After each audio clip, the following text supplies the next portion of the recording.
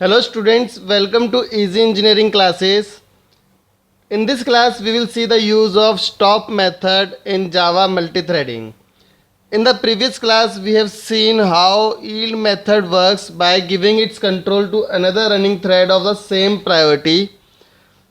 Now, if we want to terminate the thread on a certain condition, then we can certainly use stop method.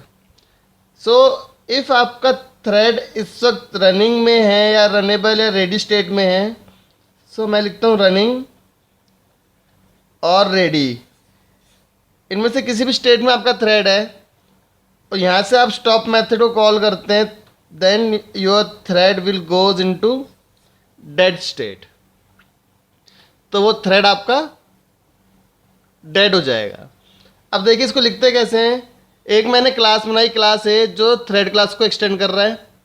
Run method है, इसमें आई की value को हम print कर रहे हैं और जब आई की वैल्यू 2 होगी उस वक्त मैं स्टॉप मेथड कॉल कर दूंगा। So when I is 2 I will call the stop method, then create object of this thread class and call the start method. Now see what will happen. इसका output देखते हैं कि output क्या आएगा इसका। Start method call होगा, start method से अपने आप रन मेथड कॉल हो जाएगा when CPU is allocated. Now this thread starts running. I की वैल्यू 1 आएगी, यहाँ पे चेक होगा, कोई प्रॉब्लम नहीं है, तो प्रिंट होगा A:1 आई की वैल्यू। देन आई की वैल्यू 2 होगी, यहाँ पे आएगा, ये कंडीशन मैच होगी और स्टॉप मेथड कॉल हो जाएगा जब आई की वैल्यू 2 होगी।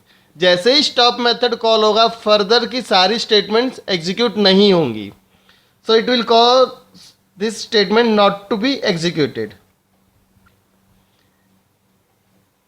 एंड जैसे स्टॉप मेथड कॉल होगा आपका थ्रेड किल हो जाएगा और थ्रेड गेट्स टर्मिनेटेड। सो जो आउटपुट आएगा फाइनली वो आएगा A:1, क्योंकि जब आई की वैल्यू 2 होगी तो थ्रेड आपका किल हो जाएगा। So this is the use of stop method. Now let's see the implementation of this stop method in the system. Example of stop method in Java multithreading. अब जैसे ये वाला प्रोग्राम जो हम पहले से लेके चल रहे हैं अपने ट्यूटोरियल्स में, इस प्रोग्राम को अगर मैं रन करता हूँ यहाँ पे तो आपको कुछ ऐसा आउटपुट देखने को मिलेगा जिसमें थ्रेड 1 रन कर रहा है, thread 2, then thread 1, thread 2 and so on. अब अगर मैं चाहता हूँ कि आफ्टर सर्टेन पॉइंट थ्रेड 1 मेरा स्टॉप कर जाए तो उसके लिए हम स्टॉप मेथड को यूज़ कर सकते हैं जो उस थ्रेड को किल कर देगा। तो जब आई की वैल्यू 2 होगी तो मैं उस थ्रेड को किल करना चाहूँगा, तो उसके लिए हमें देखते हैं कैसे लिखते हैं स्टॉप मेथड को।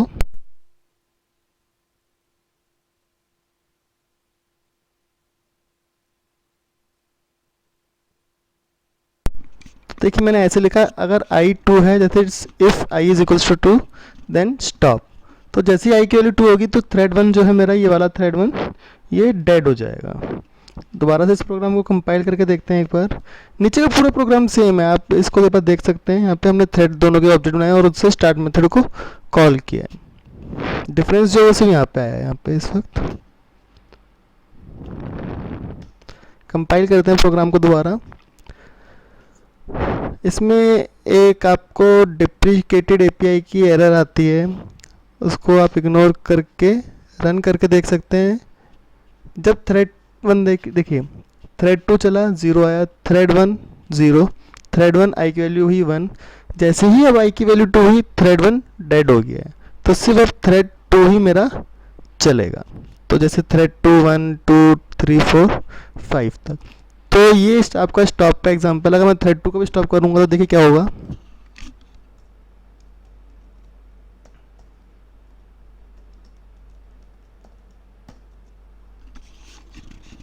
अब इसको दोबारा से हम कंपाइल करते हैं। ये जो आपको वार्निंग मिल रही है इसके बारे में हम आगे डिटेल में एक अलग से वीडियो में पढ़ेंगे। अभी के लिए आप इसको सिर्फ कंपाइल और रन करके देखिए। अब देखिए थ्रेड 1 सिर्फ 2 बार चला 0 1 के लिए और थ्रेड 2 3 बार चला 0 1 एंड 2 के लिए। जैसे ही जे के लिए 3 हुई थ्रेड 2 भी किल हो गया। अब आप इनमें एक बात नोट कर रहे होंगे, जैसे ही थ्रेड हमारा स्टॉप होता है तो वो सिर्फ फॉर से ही ऐसा नहीं कि एग्जिट होगा, वो पूरा का पूरा ही क्लास आपकी या रन मेथड से ही एग्जिट कर जाएगा। इसलिए अब हमारा exit from thread 1 and exit from thread 2 भी प्रिंट नहीं हो रहा है। तो इस बात का आपको ध्यान रखना है कि जैसे ही स्टॉप मेथड आप कॉल करेंगे वहीं से ही थ्रेड आपका किल हो जाएगा। तो ये स्टॉप मेथड का एग्जांपल आपने देखा, इसे अपने सिस्टम में रन करके देखिए। अगर कोई भी प्रॉब्लम आती है तो आप नीचे कमेंट सेक्शन में क्वेरी को पोस्ट कर सकते हैं। Thank you for watching the video. Please subscribe to the YouTube channel for more tutorials on Java and other computer science related subjects. Thank you.